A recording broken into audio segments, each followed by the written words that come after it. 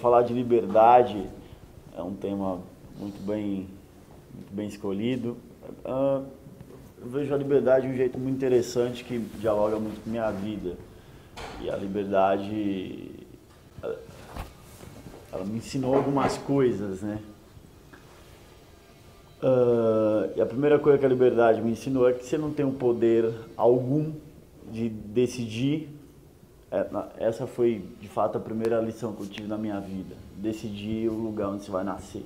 Então, um pouco onde você vai morar, quem vai ser a sua família. A liberdade te dá algumas possibilidades, te dá cenários que você não naturalmente escolheria. Depois que eu nasci, meu pai e minha mãe me levou para morar dentro de um barraco, numa favela, em Guarulhos, São Paulo. E é isso, sabe, de que uma pessoa nasce no Morumbi e outra nasce numa favela. E você não tem o poder de escolher. Mas nem quem nasce na favela tem culpa de ter nascido lá, nem quem nasce no Morumbi tem culpa de ter nascido no Morumbi. As pessoas são posso pôr o pé aqui? As pessoas são postas, né? Elas vêm, elas chegam. Um nasce filho do, sei lá de quem, do Silvio Santos. Outro nasce filho de um bandido. Mas ninguém tem culpa de nascer filho do Silvio nem filho de um bandido. Essa é a liberdade, a vida te põe. E depois... E na verdade, a grande coisa que a liberdade nos mostra não é aonde você é colocado, é o que você vai fazer com o lugar onde você foi posto. O que você vai fazer com aquela realidade, com aquela circunstância, com aquele cenário.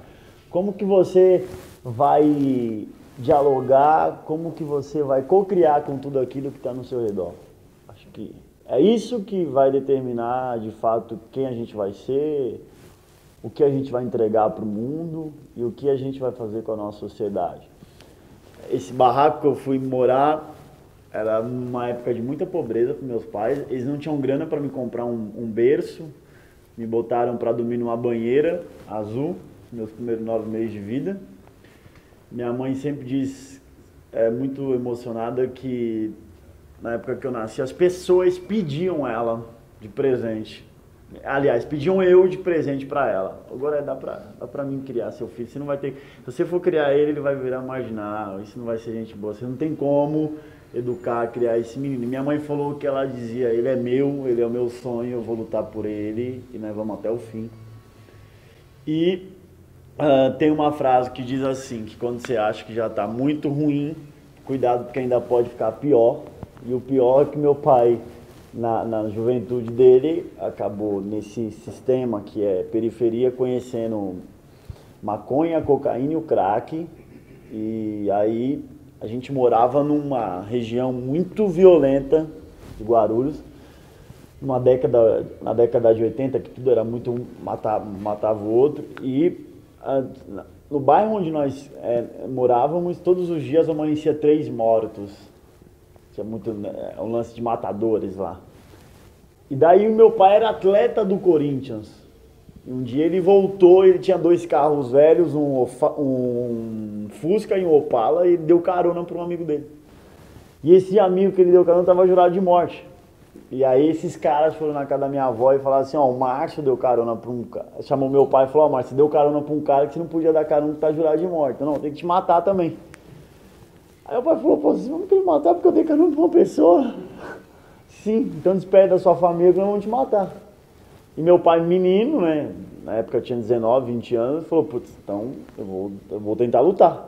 E ele foi no banco e pegou a grana que ele tinha, vendeu algumas coisas e foi comprar arma e se armou. E falou, então eu vou lutar pela minha vida. E alguns amigos viram aquilo e falaram, então vamos lutar junto. E compraram armas e montaram uma quadrilha. E nessa meu pai acabou ingressando de vez, falou, já tô sujo, agora vamos sujar mesmo. E acabou embarcando no crime, se tornou um bandido, um gangster, na época de uma liderança muito grande na região. E aí ele vai preso, indiciado por porte de arma, formação de quadrilha e assalto a banco.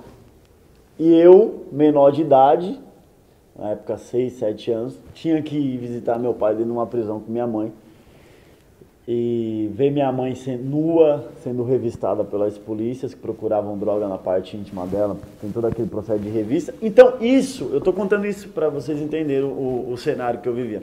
Então isso na cabeça de um adolescente, de uma criança, todo esse contexto de pobreza extrema, de violência, de falta de possibilidade, vem para te dizer que você não pode, vem para te dizer que é melhor você nem tentar, vem para te dizer que você não vai conseguir e que você está sentenciado ao fracasso, à miséria e a tudo. Aí entra a liberdade novamente, que é o poder que você tem de decidir o que você vai definitivamente ser e não o que a sociedade diz que você será. Então a sociedade, quando olhava para mim, eles faziam naturalmente a conta social deles. Pobre, favelado, estudante de escola pública, filho de um bandido. Pô, vai ser um marginal. E eu me tornei justamente aquilo que eles imaginavam que eu não seria. Jornalista, escritor, empreendedor social. Montei meu instituto, já inspiramos mais de 200 mil jovens. Por conta disso, eu fui eleito pelo Fórum Econômico Mundial um dos 15 jovens brasileiros que pode mudar o mundo. Saí na lista da revista Forbes entre os 30 jovens mais influentes do país, com menos de 30 anos, e mais uma porrada de coisa que eu tento aprontar por aí. Então, é a liberdade que você tem de ser aquilo que você quiser. E é isso que eu acho que é o maior presente que o ser humano pode ganhar. De que o seu futuro já ser previsível, você está sentenciado, né? No cenário que eu vivi, eu estava sentenciado já, a não ser nada, e você conseguir quebrar a sentença e dizer, eu vou ser o que eu quero, não o que vocês acham que eu vou ser. Eu vou chegar onde eu quero, não aonde as pessoas acham que eu vou chegar. E eu acho que isso é o que todo mundo aqui dentro tem. Essa liberdade de decidir. É a liberdade de você decidir o que você quer construir, de decidir aonde você quer chegar, de decidir o que você quer criar e de decidir qual é, sobretudo, a narrativa de vida que você quer imprimir. Essa é a grande beleza da vida, você poder alterar a narrativa da sua própria vida. Que é aquela narrativa de que, né, eu digo muito isso, a narrativa da periferia, de que não dá, de que é assim mesmo, de que vamos aceitar, de que não tem outro jeito, e você imprimir uma nova narrativa de que dá, de que isso não está certo, a narrativa da indignação, a narrativa de uma nova busca, a narrativa de você ir atrás, de atravessar, de ir para algo maior, de ir para um sonho grande, de ir para um sonho que te leve a um outro patamar, que aumenta aí a altura do seu voo. Então é isso que eu acredito. Essa é a minha, é o senso de liberdade que eu carrego dentro de mim. O que que é? É que não existe limite e que não existe já uma coisa que alguém diga que é o limite, é tudo que se possa. Dá para ir mais. Só que isso é naturalmente uma crença, né? Que foi formada por tudo que eu costumo dizer, que eu nasci sem nada, ao mesmo tempo eu nasci com tudo. Eu nasci pobre, mas ao mesmo tempo eu nasci muito rico. Porque me sobrou a minha preta, que é a minha mãe, o nome dela é Maria Goré de Brito Lira. E essa mulher forjou as minhas crenças, porque todo dia quando eu acordava pela manhã, minha mãe me dizia uma frase que me tocou. Ela me dizia assim, filho, não importa de onde você vem, o que importa é para onde você vai na vida. Aí isso te renova a esperança. Aliás, renova não, porque não tinha. Te bota uma esperança. Te mostra, te abre o horizonte, rasga. E fala assim, ó onde dá para ir. Então eu passei a acreditar que do nada eu podia ir por tudo. Eu passei a acreditar que do resto do chão, do pó, eu podia dar um salto e ir pro topo, um lugar muito maior na vida. Então é isso que eu acredito muito. Não importa de onde você vem, o que importa é para onde você vai. E naturalmente, talvez aqui nessa sala, eu não conheço a história de todo mundo, mas talvez só eu tenha nascido em favela. Ou tenha mais pessoas. Mas não é disso que eu estou dizendo. Não importa de onde você vem, não é necessariamente o vir de uma favela. Às vezes você vem de um lugar muito pior do que a favela. Porque quem disse que a favela é ruim? A favela na minha vida não foi ruim, foi boa. O melhor lugar que eu poderia ter nascido é na favela, porque a favela me forjou. Agora talvez vir de um luto é muito pior do que vir de uma favela. Vir de uma depressão talvez é pior do que vir da favela. A favela não gerou luto em mim nem depressão. A favela despertou em mim as habilidades necessárias para dar o salto. Agora, cada um tem um contexto e essa é a liberdade. A liberdade promove isso na vida das pessoas, fazê-las viver coisas que não imaginava se viver. Então, sei lá de onde tu vem, né? Do divórcio, do fim de alguma coisa, da quebra da empresa, de não bater a meta. Mas aí, esse é o gol que a gente tem que acreditar. E isso aqui não é um discurso, é fato. Isso aqui é coisa que eu vivi. Nem li, eu vivi. A crença nossa tem que ser essa, que não importa de onde vem, qual é o momento, é a quebra, é a falência, o diabo a quatro. O que importa é para onde vai. Quando a gente acredita nisso, muda a perspectiva da vida. A perspectiva sai, deixa de estar no lugar da onde a gente está agora, ou a circunstância que a gente está vivendo agora, e está na circunstância para onde nós vamos. Cai o foco, sai do problema e vai para o sonho. Quem foca o problema não tem ânimo, quem foca o problema não tem gás, quem foca o problema não tem esse negócio do entusiasmo, da vibração. Quem foca o problema tá cinza, né? Tá amarrado. Quem foca o sonho tem vibração. Quem foca o sonho tem uma força que vai pulsando nele. E todo mundo tá vendo que não dá pro camarada, mas ele diz, eu vou. Todo mundo percebe que as chances são mínimas, mas ele tá vendo chance grande. Ele tá dizendo, eu vou, de tanto ir ele chega. Então essa é a liberdade que eu acredito, de que o lugar para onde a pessoa pode ir é sempre melhor do que o lugar de onde ela vem. E dá para ir. A gente tem que acreditar nisso, que dá para ir. Então a minha mãe me fez dar o voo de lá e vir para cá. Ser ouvido aqui, ser ouvido em tanto lugar que eu passei a ser ouvido. E o que me fez chegar aqui é que eu fiz uma escolha que foi muito difícil, mas eu tive que fazer, que é a escolha de que, embora eu tenha nascido na favela e morado lá, e depois em periferia, até hoje moro em periferia, eu nunca deixei esse ambiente morar dentro de mim. Então eu morava na favela, mas a favela não morava dentro de mim, saca? Então acho que esse sempre foi o gol que eu marquei. Então você percebe que a riqueza toda estava sempre no modelo de como eu pensava, no modelo mental, em como que eu decidi me guiar e seguir a minha vida. Então eu estava lá, mas aquele lugar não estava dentro de mim, com seus pontos negativos. Aí eu digo do tráfico, da violência, da criminalidade, mas estava naturalmente o hip hop, o grafite, o futebol, a gíria, aquela coisa toda, que também aquilo alimenta um periférico. No entanto, a parte ruim não estava. Então o que estava dentro de você, Edu? O que sempre morou dentro de mim foi essa coisa do sonho grande, da ousadia, da garra, da determinação, do entusiasmo. Que eu ouvi dizer que a palavra entusiasmo significa Deus dentro de você, te empurrando para algo maior. Então isso tudo dentro de mim me fez chegar aqui. Então é muito, não aonde você mora, o que mora dentro de você. E essa é uma outra liberdade que a gente tem, de escolher o que vai morar dentro de nós. O que você produz dentro de você. Então, é por isso que vencer está muito ligado à liberdade que você tem, o que você faz com ela, que você é livre também para construir dentro de você um clima muito ruim. Ninguém tem o poder de construir um clima dentro do outro. Ninguém tem o poder de determinar se você vai ver triste ou feliz.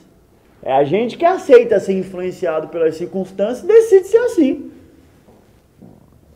É legal, a periferia me ensina muita coisa. E como aquelas pessoas não têm nada, né, comparado a outros lados do país, mas eles conseguem ser felizes. O Instituto Data Popular fez uma pesquisa recentemente nas favelas. 90% dos moradores de favelas se declaram felizes, extremamente felizes. E segundo o Renato, que é meu brother, ele fala que quanto mais a pesquisa sobe de extrato social, mais as pessoas se declaram infelizes. Então parece que a alegria não está ligada ao tanto de coisa que você tem fora, externo, mas está ligada ao tanto de coisa que você tem dentro. É a ferramenta que você tem aqui. E aqui, ok? Aqui é liberdade. Externo não. Externo você depende de muita coisa para ter sei lá, um Audi. Você depende da economia, depende do investimento que você fez na bolsa, dar certo. Não, pô, então a liberdade não está realmente tão livre aí para operar. Mas aqui dentro é você. Aqui dentro é você que manda. Então, às vezes a gente tem que fazer essa pergunta: como será que eu estou lidando com a minha liberdade, né? O que eu estou fazendo com ela? E a outra coisa que a liberdade me fez entender é que eu sou definitivamente livre para construir as coisas que eu quero e que eu sonho. Depois de ter rompido com esse caos social da minha vida, eu decidi fundar uma ONG. E o que é legal, é até contraditório, a época que eu decidi fundar uma ONG, hoje eu estou melhor na vida, mas eu estava pobre, mas pobre de maré. E geralmente você fica bem na vida, né? E depois você monta uma ONG. Eu falei, vou montar a ONG agora. Mas por que, Edu, que você vai montar agora? Eu falei, porque nós vamos crescendo junto. Eu cresço junto, a ONG cresce junto, a comunidade cresce junto, todo mundo vai pro sonho. E essa ONG realmente me fez definitivamente empurrar uma geração para frente, né? Empurrar minha comunidade para frente e empurrar minha vida para frente, e empurrar um sonho para frente. Então eu acho que a gente fica muito preso, né? Muito essa conversa, não é a hora de eu fazer isso, não é a hora de eu criar isso, não é a hora de eu dar esse passo, né? Nunca tem hora, né? Tem um momento que você acredita. Nunca vai ter uma hora, é que nem casar, né? Eu tô ensaiando para casar no ano que vem, mas você sempre, puta, mas eu pude. Eu nunca fiz isso, cara. Mas eu nunca vou casar agora. Vai casa, cara. Nunca vai ter um momento que você vai falar, é agora, eu tô pronto. Mas é o que você faz com a sua liberdade, né? E montar o instituto foi a melhor coisa que eu fiz na minha vida. Por quê? Montar um instituto não é uma coisa fácil, né? É uma coisa dura, é difícil de se fazer. Ainda mais naquela época que eu não sabia captar recurso, não sabia fazer quase nada. Então, como que você deixa uma coisa dessa de pé? Nos últimos 4 meses nós crescemos 400%. Então, primeiro, eu percebi que eu tinha que ser sempre eu, mas eu não podia ser o Edu de sempre. Eu tinha que mudar, crescer e me reinventar. Depois que eu comecei a liderar em periferia, eu percebi como que é importante você se renovar e você ter a humildade de dizer que a sua liderança é pequena e que você precisa ser muito maior para alcançar aquilo que você quer. Saca? Quando você cria uma ONG dentro de um instituto, uma ferramenta social numa periferia, você vai liderar, você vai empreender socialmente. Vai ser um empreendedor social. Num território totalmente com redes complexas. Você vai liderar numa rede complexa. Do lado de cá tem o governo obsoleto, tem um governo com todas as práticas levianas, tecnologias de desvio de dinheiro público, que nunca faz a verba chegar no lugar exato. Do outro lado tem o tráfico, com crime extremamente organizado, com tomadas rápidas, rapidíssimas de decisões, com um comando extremamente inteligente, com advogados, com arquitetos, com designers.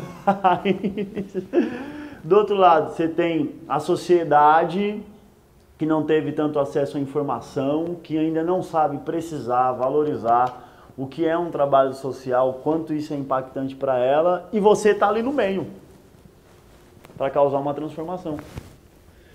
E você não pode aceitar, naturalmente, que um menino que trabalha numa boca de fumo ganhe mais, faça mais dinheiro do que uma ONG, do que o seu negócio. E por outro lado, você não pode imaginar que a maior parte dos jovens da periferia seja enganados pelo tráfico ou vá trabalhar numa biqueira, senão você está perdendo. Então você tem que trabalhar numa mentalidade de escala. Você fala assim, eu tenho que gerar escala, número 1, para os meus programas, número 2, para o número de atendido, e número 3, para a minha liderança.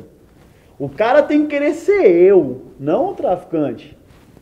Então ele tem que achar o meu estilo de vida mais legal, o meu dialeto mais legal, a minha oratória mais legal, a minha estética mais legal, o meu jeito de ser mais legal, eu aparecer na mídia pela transformação mais legal do que aparecer na mídia roubando um banco. Tem que ser. Então você percebe que os desafios que existem são extremados, são grandiosos. Mas isso é fruto da liberdade que você tem.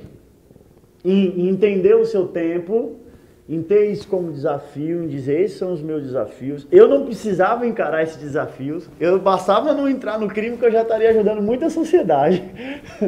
Mas eu quero assumir isso para mim e quero fazer. Então tem muita coisa no mundo que não é culpa sua e que você não tem que meter o seu bico. Ou você pode olhar para aquilo e falar assim, putz, isso aí é um problemão e que eu tenho as habilidades necessárias para resolver. E resolver. Essas pessoas são as proativas, né? São as pessoas que querem mais, né? Que tem um pouquinho mais de fôlego preso aqui e quer soltar. E são as pessoas que fazem, que são as fazedoras do seu tempo, que são as fazedoras da sua geração, e vão e executam. Então, hoje para todo canto que a gente olha tem desafio. Quando você entra numa escola pública, o banheiro de escola pública, em muitos casos, serve de ponto de venda de droga. Então, o banheiro de uma escola não pode ser uma biqueira. Quando você pega, a dona de casa pega o trem, 7h30 no horário de pico para vir trabalhar aqui em São Paulo, tem 8,6 pessoas no metro quadrado. Quase que um estupro social. 18,5% dos jovens entre 18 e 24 anos estão desempregados.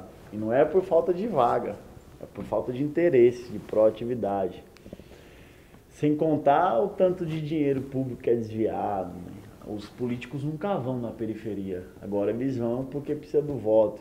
Então existe muita falta de consenso, de identidade, de seriedade e transparência na sociedade. E aí, a gente esperar que tudo isso vai ser mudado pelo Eduardo, pelo Aécio ou pela Dilma, não vai.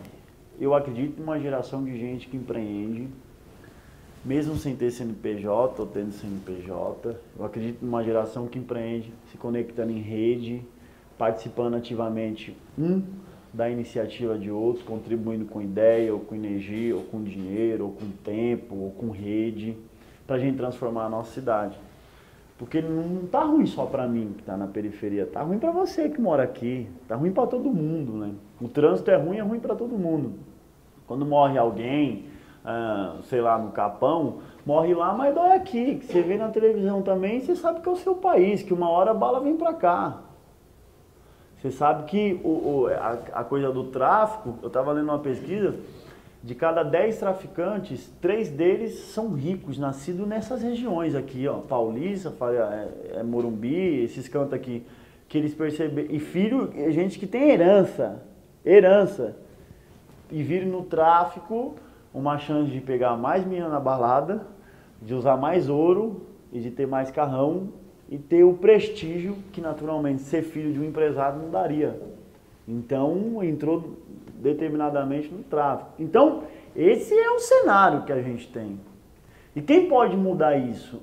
Quem pode mudar isso? Nem todo mundo pode mudar isso. Vai mudar isso quem tem um pensamento mais avançado. Vai mudar isso quem está aqui nessa sala.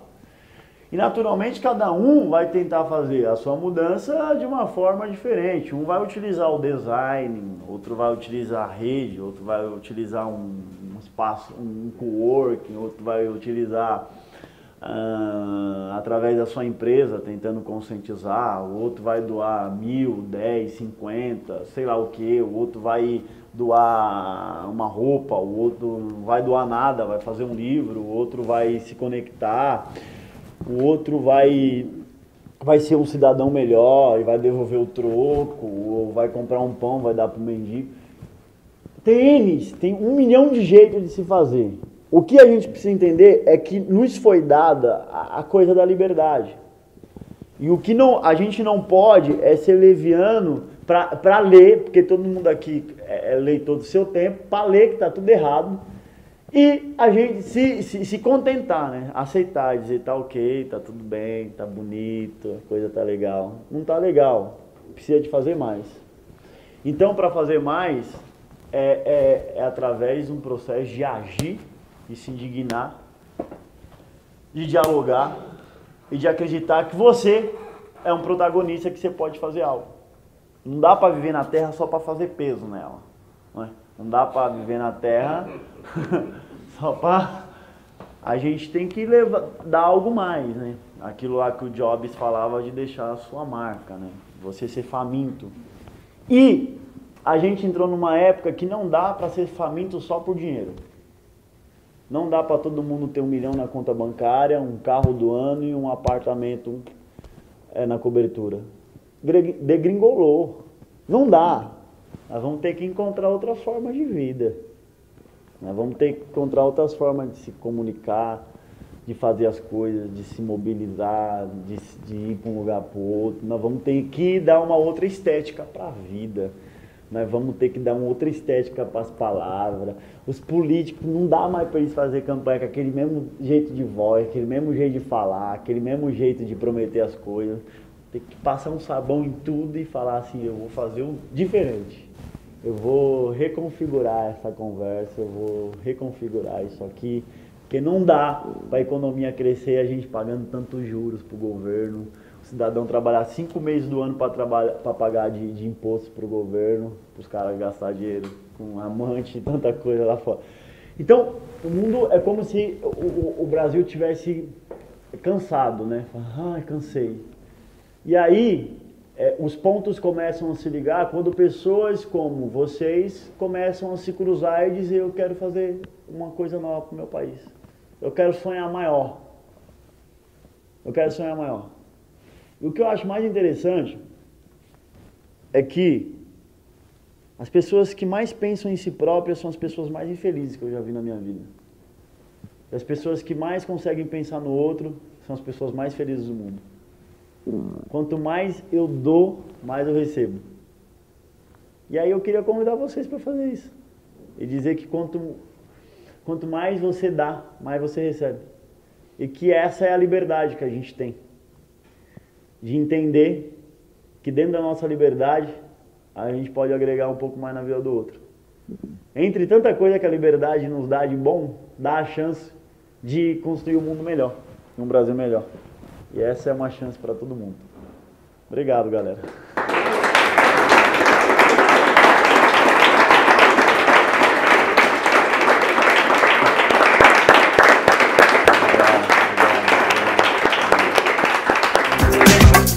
Obrigado.